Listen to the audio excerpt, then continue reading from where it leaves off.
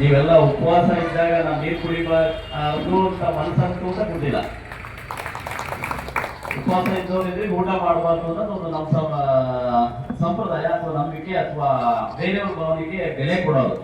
ನನಗೆ ಭಯಕ್ಕೆ ಆಗ್ತಾ ಇದೆ, ಆದ್ರೂ ಮನಸ್ಸಿಗೆ ನೀರು ಕುಡಿಬೇಕು ಅಂತ ಅನ್ನೋದನ್ನ ಹೋಲ್ಡ್ ಮಾಡಿ ತಡೀತಾ ಇದೆ. ಹಾಗಾಗಿ ನಮ್ಮ ಎಲ್ಲ ಧರ್ಮದ ಮತ್ತು ಎಲ್ಲ ಪಕ್ಷದ ಸಂಘಟನೆಗಳ ಧುರೀಣರು, ಮುಖ್ಯಸ್ಥರುಗಳು ಇಲ್ಲಿ ನೆರೆದಿದ್ದೀರಿ.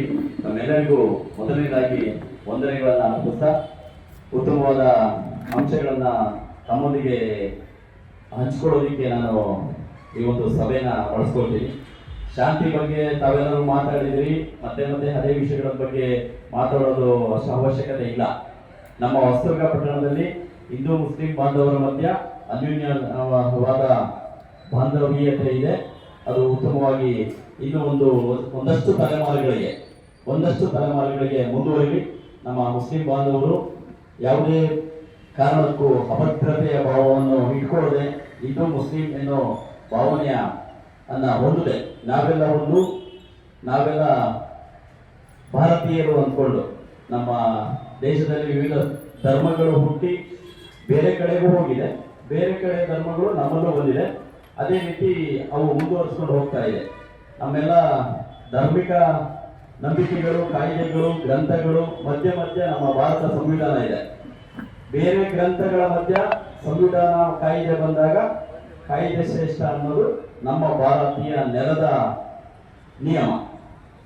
ಬೇರೆಲ್ಲ ಧರ್ಮ ಆಚರಣೆ ಮತ್ತು ಧರ್ಮ ಗ್ರಂಥಗಳ ಮಧ್ಯೆ ಕಾಯ್ದೆಯ ಪ್ರಶ್ನೆ ಬಂದಾಗ ಭಾರತೀಯ ಸಂವಿಧಾನ ಮತ್ತು ಸಂವಿಧಾನದಲ್ಲಿ ಬಂದಿರುವ ಕಾಯ್ದೆಗಳು ಶ್ರೇಷ್ಠ ಅನ್ನೋದು ನಮ್ಮ ಸಂವಿಧಾನ ಮತ್ತು ಸುಪ್ರೀಂ ಕೋರ್ಟ್ ತೀರ್ಪುಗಳಲ್ಲಿ, ಕಾಯ್ದೆಗಳಲ್ಲಿ ಇದೆ. ನಾವೆಲ್ಲ ಒಗ್ಗಟ್ಟಾಗಿದ್ದರೆ ನಮ್ಮ ಸಮಾಜ, ನಮ್ಮ ಊರು, ಆ ನಂತರದ ನೆಕ್ಸ್ಟ್ ಸ್ಟೆಪ್ಸ್ ಜಿಲ್ಲೆ, ರಾಜ್ಯ, ರಾಷ್ಟ್ರ ಉತ್ತಮವಾಗಿರುತ್ತೆ. ನಾವು ಬೇರೆಯವರಿಗೆ ಉತ್ತಮವಾದ ಸಮಾಜನ ನಿರ್ಮಾಣ ಮಾಡಿ ನಮ್ಮ ಆರ್ಥಿಕ ಮತ್ತು ಸಾಮಾಜಿಕ ಪರಿಸ್ಥಿತಿ ಉತ್ತಮವಾಗಿರ್ತದೆ. ಬಂಧುಗಳೇ, ನಮ್ಮ ಹೊಸದುರ್ಗ ಪಟ್ಟಣದಲ್ಲಿ ಹೇಳ್ಕೊಳ್ಳುವಂತ ಲಾಂಡ್ ಆರ್ಡರ್ ಸಮಸ್ಯೆ ಇಲ್ಲ, ಕರೆಂಟ್ ಸಮಸ್ಯೆನೂ ಅಷ್ಟೊಂದಿಲ್ಲ. ಯಾವಾಗೋ ಒಮ್ಮೊಮ್ಮೆ ಬಂದು ಚೈನ್ ಸ್ನ್ಯಾಚ್ ಮಾಡ್ತಾರೆ, ಅಟೆನ್ಷನ್ ಡೈವರ್ಷನ್ ಮಾಡ್ತಾರೆ, ಮೋಟರ್ ಸೈಕಲ್ ಕಳ್ತನ ಮಾಡ್ತಾರೆ, ಅಥವಾ XPT ಆಗುತ್ತೆ. ಈ ಯಾವುದೇ ಹಿಂದಿರೋ ಊರಂತೂ ಅಲ್ಲ, ಒಮ್ಮೊಮ್ಮೆ ಆಗುತ್ತೆ. ಆದ್ರೆ ಅದು ಒಂದೊಂದು ಸಂದರ್ಭದಲ್ಲಿ ಬೇರೆ ಊರ ಕಡೆಯಿಂದ ಬರ್ತಾರೆ, ಮಾಡ್ತಾರೆ, ಹೋಗ್ತಾರೆ. ಆದ್ರೆ ಇಲ್ಲಿ ಸಂಚಾರ ನಿರ್ವಹಣೆ ಬಗ್ಗೆ ಸ್ವಲ್ಪ ಸಮಸ್ಯೆ ಇದೆ. ಅದರ ಮೊದಲನೇ ಹಂತವಾಗಿ ನಾವೊಂದಷ್ಟು ಆಕ್ಟಿವ್ ಆಗಿ ಕೆಲಸ ಮಾಡೋದಕ್ಕೆ ಪ್ರಾರಂಭ ಮಾಡಿದ್ದೀವಿ. ಅದಕ್ಕೆ ತಮ್ಮೆಲ್ಲರ ಸಹಕಾರ ಅತ್ಯಗತ್ಯ. ತಾವೆಲ್ಲರೂ ಸಹಕಾರ ಕೊಡದೇ ಇದ್ರೆ ನಮ್ದು ಸಂಚಾರಿ ಪೊಲೀಸ್ ಠಾಣೆ ಅಲ್ಲ, ನಮ್ದು ಕಾನೂನು ಸುವ್ಯವಸ್ಥೆ ಮತ್ತು ಅಪರಾಧ, ಆ ನಂತರ ಸಂಚಾರಿ ನಿರ್ವಹಣೆಯ ಜವಾಬ್ದಾರಿ ಹೊತ್ತಿರ್ತಕ್ಕಂಥ ಕಾನೂನು ಸುವ್ಯವಸ್ಥೆ ಪೊಲೀಸ್ ಠಾಣೆ. ಸಂಚಾರಿ ಪೊಲೀಸ್ ಠಾಣೆ ಆದಾಗ ಅವ್ರದ್ದು ಪೂರ್ತಿ ಸಂಚಾರಿ ನಿರ್ವಹಣೆ ಇರ್ತದೆ.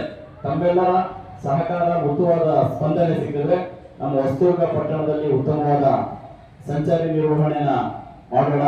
ಆ ಮೂಲಕ ನಮ್ಮ ಹೊಸದುರ್ಗ ಪಟ್ಟಣದಲ್ಲಿ ಇರ್ತಕ್ಕಂಥ ನಾಗರಿಕರಿಗೆ ಮತ್ತೆ ಪಟ್ಟಣದ ಮೂಲಕ ಹಾದು ಹೋಗೋರಿಗೆ ಉತ್ತಮವಾದ ಸಂಚಾರಿ ಸ್ನೇಹಿ ರಸ್ತೆಯನ್ನ ಮಾಡಿಕೊಡೋಣ. ತಾವೆಲ್ಲರೂ ಈ ವಿಷಯದಲ್ಲಿ ನನಗೆ ಸಹಕರಿಸಬೇಕು. ನಾವು ಒಂದು ಹೆಚ್ಚುವರಿ ಜವಾಬ್ದಾರಿನ ತಗೊಂಡಿದ್ದೀವಿ, ತಾವೆಲ್ಲರೂ ಸಹಕರಿಸ್ತೀರಿ ಅಂತ ಕೋಡ್ಕೊಡ್ತಾ, ಒಂದು ಉತ್ತಮ ಸಂಚಾರಿ ನಿರ್ವಹಣೆ ಅಂದ್ರೆ ಇಷ್ಟೇ. ನಮ್ಮ ವೆಹಿಕಲ್ ಪಾರ್ಕ್ ಮಾಡ್ಬೇಕಾದ್ರೆ ಬೇರೆಯವರು ಹೋಗೋದಿಕ್ಕೆ ತೊಂದರೆ ಆಗಬಾರ್ದು, ಅವೈಲಬಲ್ ಲೆಫ್ಟ್ ಪಾರ್ಕ್ ಮಾಡೋದು.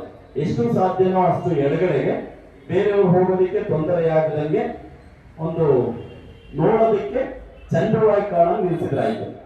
ನೋಡೋದಕ್ಕೆ ಚಂದವಾಗಿ ಕಂಡಾಗ ಆಟೋಮೆಟಿಕಲಿ ಅದು ಬೇರೆ ತೊಂದರೆ ಕೊಡೋದು ಅನ್ನೋದು ಸಹಜ. ನಾವು ಹೇಗೆ ಮನೆಯಿಂದ ಆಚೆ ಬರಬೇಕಾದ್ರೆ ಕೂದಲು ಎಷ್ಟಿರುತ್ತೋ ಅಷ್ಟು ಬರ್ಸ್ಕೊಂಡ್ ಬರ್ತೀವಿ. ಈಗೆಲ್ಲ ಸ್ವಲ್ಪ ಪ್ರಮಾಣದಲ್ಲಿ ಕಡಿಮೆ ಆಗ್ತಾ ಇದೆಯಲ್ಲ, ಹಾಗಾಗಿ ಆ ಪದ ಬಳಸ್ತೆ. ಹಾಗಾಗಿ ಅದೇ ರೀತಿ ನಮ್ಮ ವೆಹಿಕಲ್ ನಿಲ್ಸೋದಕ್ಕೆ ಬೈಕ್ ಇರ್ಬೋದು, ಕಾರ್ ಇರ್ಬೋದು, ಆಟೋ ಇರ್ಬೋದು, ಗೂಡ್ಸ್ ವೆಹಿಕಲ್ ಇರ್ಬೋದು, ಎಷ್ಟು ಸಾಧ್ಯನೋ ಅಷ್ಟು ಎಡಗಡೆಗೆ ಬೇರೆಯವ್ರಿಗೆ ತೊಂದರೆ ಆದಾಗ ಪಾರ್ಕ್ ಮಾಡಿದ್ರೆ ಉಳಿದದ್ದೆಲ್ಲದು ಚೆನ್ನಾಗಿರುತ್ತೆ. ಅದನ್ನ ತಾವೆಲ್ಲರೂ ಪಾಲನೆ ಮಾಡಿ, ಬಿಸ್ನೆಸ್ ಇರೋರು, ತಮ್ಮಲ್ಲಿ ಯಾರೋ ಕೆಲವೊಂದಷ್ಟು ಅಂಗಡಿಗಳವರು ಇದ್ದೀರಿ, ಅವರೆಲ್ಲರೂ ಬೇರೆಯವ್ರಿಗೂ ಒಂದು ಪಾಲನೆ ಮಾಡೋದಕ್ಕೆ ಸೂಚನೆ ಕೊಡಿ. ಆವಾಗ ನಮ್ಮ ಸಂಚಾರಿ ಸುವ್ಯವಸ್ಥೆ ಆಗಿರುತ್ತೆ. ನಮ್ದು ಒಂದು 400 ಮೀಟರ್ ಸ್ಟ್ರೆಚ್ ಇಲ್ಲಿಂದ Gandhi circle to Uliyar circle, ಇಷ್ಟೇ ದೂರ. ಹಿರಿಯೂರು ಸರ್ಕಲ್ ಅಲ್ಲಿ ಸ್ವಲ್ಪ ಅಗಲ ಆಗ್ತಾ ಇದ್ದಾರೋ ಅಲ್ಲೇನು ಸಮಸ್ಯೆ ಆಗ್ಲಿಕ್ಕಿಲ್ಲ.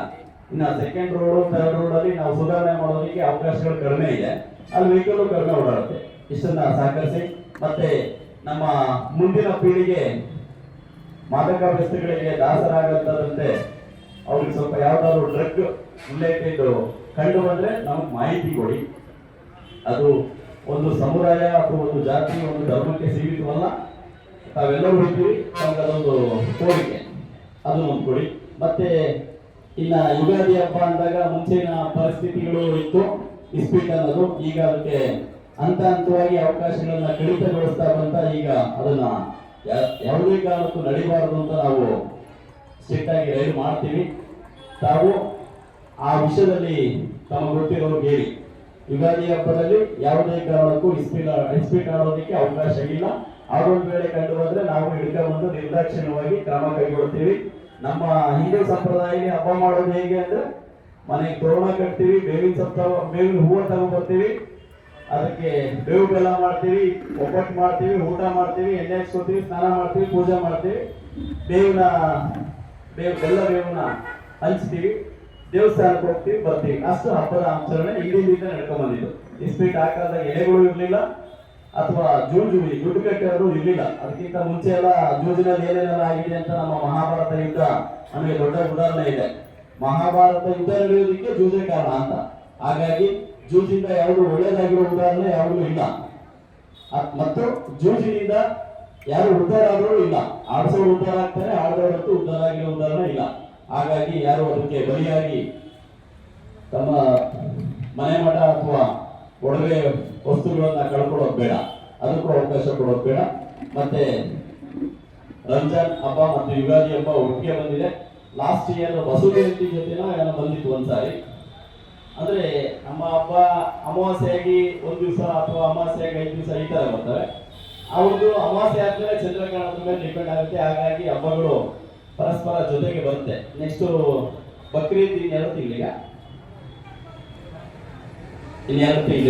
ಆ ಟೈಮಲ್ಲಿ ಯಾವುದು ಹಬ್ಬ ಇಲ್ಲ. ನಮ್ಮ ಈ ಖಾರ ಹುಣ್ಣಿಮೆ ಮಾಡೋದು ಅದನ್ನು ಡಿಫ್ರೆಂಟ್ ಟೈಪಲ್ಲಿ ಮಾಡ್ತಾರೆ. ಹಾಗಾಗಿ ಅದೇನಂತ ವಿಶೇಷವಾದ ಹಬ್ಬ ಅಲ್ಲ. ನೆಕ್ಸ್ಟ್ ಇನ್ನು 3-4 ವರ್ಷ ಆದ್ಮೇಲೆ ಒಂದು ಅಧಿಕ ಮಾಸ ಬಂದಾಗ ಇದು ಶಿವರಾತ್ರಿ ಜೊತೆಗೆ ಹೋಗುತ್ತೆ ರಂಜಾನ್ ಹಬ್ಬ. ನಮ್ಮಲ್ಲಿ 3-4 ವರ್ಷಕ್ಕೊಮ್ಮೆ ಅಧಿಕ ಮಾಸ ಅಂತ ಬರುತ್ತೆ, ಅವಾಗ ಮುಂದಕ್ಕೆ ಹೋಗುತ್ತೆ. ಅದೇ ರೀತಿ ಇನ್ನು 12-13 ವರ್ಷ ಆದಾಗ ಮತ್ತೆ ದೀಪಾವಳಿ ಜೊತೆಗೆ ಹೋಗುತ್ತೆ.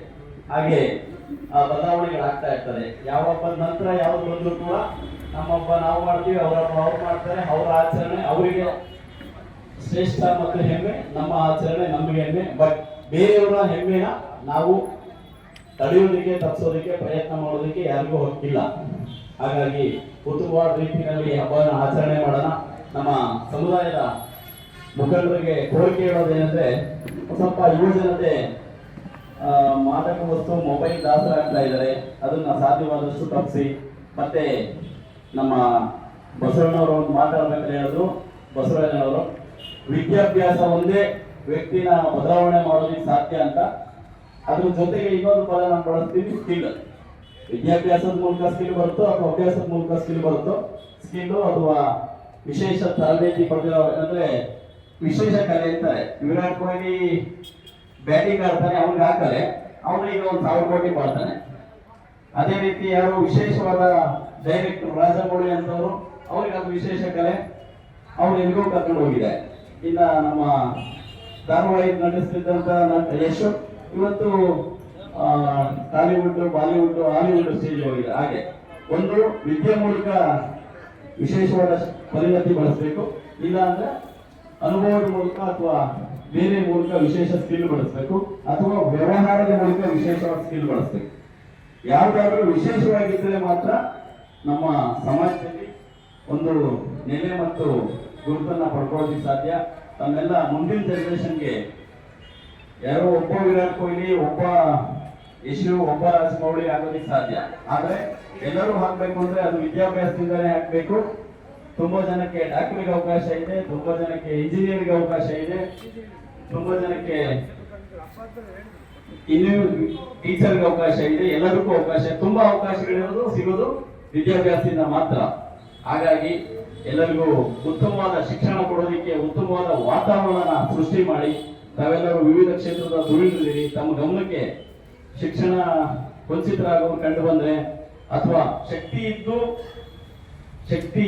ಓದೋ ಆಸಕ್ತಿ ಇದ್ದು ಶಕ್ತಿ ಇದ್ದಲ್ಲ ಇರೋರಿಗೆ ತಾವೆಲ್ಲರೂ ದತ್ತು ಪಡೆಯುವ ಮೂಲಕನೋ ಸಂಘಟನೆಯ ಮೂಲಕನೋ ಶಿಕ್ಷಣ ಕೊಡಿಸೋದಕ್ಕೆ ಪ್ರಯತ್ನ ಮಾಡಿ ಮನುಷ್ಯನ ಜೀವನದ ಸಾರ್ಥಕತೆ ಯಾವಾಗ ಸಿಗುತ್ತೆ. ಯಾರೋ ಒಬ್ಬ ರೋಗದಿಂದ ಬಳಲ್ತಾ ಇರ್ತಾನೆ, ಆಪರೇಷನ್ ಮಾಡಿ ಬದುಕ್ತೇನೆ ಅಂತ ಗ್ಯಾರಂಟಿ ಹೇಳಿದಾಗ ಅವ್ನಿಗೆ ಆಪರೇಷನ್ ಮಾಡೋ ಸಹಾಯ ಮಾಡೋದು, ಒಬ್ಬ ವಿದ್ಯಾಭ್ಯಾಸ ಮಾಡ್ತಾ ಇದ್ದಾನೆ ಅವನಿಗೆ ಒಂದು ಆಸರೆ ಕೊಟ್ಟಾಗ ವಿದ್ಯಾಭ್ಯಾಸ ಮಾಡ್ತಾನೆ ಅನ್ನೋನಿಗೆ ಆಸರೆ ಕೊಡೋದು ಎರಡೂ ಒಳ್ಳೆ. ಅದು ಜೀವ ಉಳಿಸುತ್ತೆ, ಇದು ಜೀವನ ಉಳಿಸ್ತದೆ ಅಂತ ಅವಕಾಶಗಳು ಸಿಕ್ಕಾಗ ತಾವೆಲ್ಲರೂ ಸಹಾಯ ಮಾಡಿಸೋ ರೀತಿ ಒಂದು ವಾತಾವರಣ ಕ್ರಿಯೇಟ್ ಮಾಡಿ ನಮ್ಮಲ್ಲಿ ಉತ್ತಮವಾದ ಸಾಮರಸ್ಯಕರವಾದ ಸಮಾಜ ಇನ್ನು ಮುಂದಿನೂ ಕೂಡ ಮುಂದುವರ್ಕೊಂಡು ಹೋಗ್ಲಿ. ಸಂಚಾರಿ ನಿರ್ವಹಣೆ ಬಗ್ಗೆ ತಮ್ಮಲ್ಲಿ ಮತ್ತೊಮ್ಮೆ ಮನವಿ ಮಾಡ್ತಾ ಉತ್ತಮವಾದ ಪಟ್ಟಣ, ಉತ್ತಮವಾದ ವಾತಾವರಣದಲ್ಲಿ ನಾವೆಲ್ಲರೂ ಇನ್ನೊಂದಷ್ಟು ದಿವಸ ಜೀವಿಸುವಂತ ಅವಕಾಶಗಳನ್ನ ಸೃಷ್ಟಿ ಮಾಡ್ಕೊಳ್ಳೋಣ. ನಾವು ಯಾವ ರೀತಿ ಸಮಾಜನ ಸೃಷ್ಟಿ ಮಾಡ್ತೀವಿ ಅದು ಮುಂದಿನ ಪೀಳಿಗೆಗೆ ಉಳ್ಕೊಳ್ತದೆ.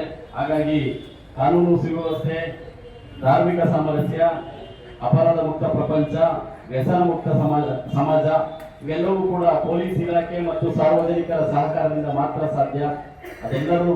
ಅದಕ್ಕೆ ತಮ್ಮೆಲ್ಲರೂ ಸಹಕರಿಸಿ. ತಾವೆಲ್ಲರೂ ಸಹಕರಿಸಿದಾಗ ಇವೆಲ್ಲ ನಮ್ಮ ಉತ್ತಮವಾದ ಮಾರ್ಗಗಳನ್ನ ಕಂಡುಕೊಳ್ಳಲಿಕ್ಕೆ ಸಾಧ್ಯ ಆಗ್ತದೆ ಅಂತ ಹೇಳ್ತಾ ತಾವು ಒಂದು ಜಾಗರಣೆ ಮಾಡ್ತೀವಿ. ನಾವು ಶಿವರಾತ್ರಿ ದಿವಸ ಜಾಗರಣೆ ಮಾಡೋ ಏನಿದೆ ಅದನ್ನ ರಂಜಾನ್ 2 ದಿವಸ ಮುಂಚಿತವಾಗಿ ಮುಸ್ಲಿಂ ಬಾಂಧವರು ಮಾಡ್ತಾರೆ. ಆ ಸಂದರ್ಭದಲ್ಲಿ ನಾವು ನಿಮಗೆ ಬಂದೋಬಸ್ತ್ ಮಾಡೋ ಮೂಲಕ ರಕ್ಷಣೆ ಕೊಡ್ತೀವಿ. ಆ ಸಂದರ್ಭದಲ್ಲಿ ಜಾಗರಣೆ ಮಾಡೋರು ಮಸೀದಿಗಳಲ್ಲಿ ಜಾಗರಣೆ ಮಾಡದಿದ್ದವ್ರಿಗೆ ಅವ್ರಿಗೇನು ಬಲವಂತ ಮಾಡೋಕೆ ಯಾವುದೇ ಅವಕಾಶಗಳಿಲ್ಲದೆ ಇರೋದ್ರಿಂದ ಅವ್ರಿಗೆ ಮನೇಲಿ ಮಲ್ಕೊಳ್ಳೋಕೆ ಹೇಳಿ. ಸುಮ್ಮನೆ ಅನಾವಶ್ಯಕವಾಗಿ ಪಟ್ಟಣದಲ್ಲಿ ಸುಮ್ಮನೆ ಓಡಾಡೋದು ಮಾಡ್ತಿರ್ತಾರೆ ಹುಡುಗರು, ಅವ್ರಿಗೊಂದು ತಿಳುವಳಿಕೆ ಕೊಡಿ. ಮತ್ತೆ ಹಬ್ಬದ ದಿವಸ ಎಲ್ಲರೂ ಹಬ್ಬ ಆದಾಗ ಕೆಲವೊಂದು ಯಾರೋ ಬೆಳವಣಿಗೆ ಒಂದಷ್ಟು ಜನ ಸುಮ್ಮನೆ ಮೋಟರ್ ಸೈಕಲ್ 3 ಜನ 4 ಜನ ಕೂತ್ಕೊಂಡು ಓಡಾಡೋದು ಆ ಥರ ಮಾಡ್ದಂಗೆ ಅವ್ರಿಗೊಂದು ಸ್ವಲ್ಪ ಒಂದು ಸಣ್ಣ ತಿಳುವಳಿಕೆ ಕೊಡಿ. ಆ ಆಚರಣೆ ಉತ್ತಮವಾಗಿರ್ಲಿ. ಬೇರೆ ಸಮಸ್ಯೆಗಳಿಲ್ಲ ಇದ್ರೆ ಮೊದಲನೇದಾಗಿ ನಮ್ಮ ಗಮನಕ್ಕೆ ತನ್ನಿ. ಆ ನಂತರ ತಮ್ಮೆಲ್ಲರನ್ನು ಕರೆದು ಅದನ್ನ ಸಣ್ಣ ಮಟ್ಟದಲ್ಲೇ ಬಗೆಹರಿಸೋದಕ್ಕೆ ಪ್ರಯತ್ನ ಮಾಡೋಣ. ಏನು ಉತ್ತಮವಾದ ಸಮಾಜ ಇದೆ ಅದು ಇನ್ನೊಂದಷ್ಟು ವರ್ಷ ಇರುವಂಗೆ ತಾವೆಲ್ಲರೂ ಕಾಳಜಿ ವಹಿಸಿ. ಏನಾದರೂ ಸಣ್ಣ ಪುಟ್ಟ ವ್ಯತ್ಯಾಸಗಳಾದ್ರೆ ತಾವೆಲ್ಲರೂ ಕೂತು ಬಗೆಹರಿಸೋ ವಾತಾವರಣ ಸೃಷ್ಟಿ ಮಾಡೋಣ. ತಾವೇ ಯಾವುದೇ ಡಿಸಿಷನ್ ತಗೊಳ್ಬೇಡಿ ಅಥವಾ ತಗೊಳ್ಳೋದಕ್ಕೆ ಅವಕಾಶ ಮಾಡ್ಕೊಡ್ಬೇಡಿ ಅಂತ ಹೇಳ್ತಾ ಉತ್ತಮ ಸಾಮರಸ್ಯ ಸಮಾಜ ಮುಂದುವರಿಸಿಕೊಂಡು ಹೋಗೋದು ನಿಮ್ಮೆಲ್ಲರ ಜವಾಬ್ದಾರಿ ಮತ್ತು ಕರ್ತವ್ಯವಾಗಿರೋದ್ರಿಂದ ಅದನ್ನ ಮಾಡಿ ಅಂತ ತಮ್ಮಲ್ಲೆಲ್ಲ ಕೋರಿಕೆ ಮಾಡ್ಕೊಳ್ತಾ ಈ ಒಂದು ಸಭೆಯಲ್ಲಿ ತಾವೆಲ್ಲರೂ ಹಾಜರಾಗಿ ತಮ್ಮ ಅಭಿಪ್ರಾಯ ಹಂಚಿಕೆ ಮಾಡಿದಿರಿ. ನನ್ನ ಒಂದೆರಡು ಸಲಹೆ ಸೂಚನೆ ಮತ್ತು ಕೋರಿಕೆಗಳನ್ನು ಸ್ವೀಕರಿಸಿದಿರಿ. ಸಂಚಾರಿ ನಿರ್ವಹಣೆ ಮತ್ತು ಸಾಮರಸ್ಯ ಸಮಾಜನ ನಿರ್ವಹಣೆ ಮಾಡೋದಕ್ಕೆ ತಾವೆಲ್ಲರೂ ಸಹಕರಿಸಿ ಅಂತ ಕೋರ್ಕೊಳ್ತಾ ನಾನು ಮಾತು ಮುಗಿಸ್ತೀನಿ. ಜೈ ಜಯಕಾರ.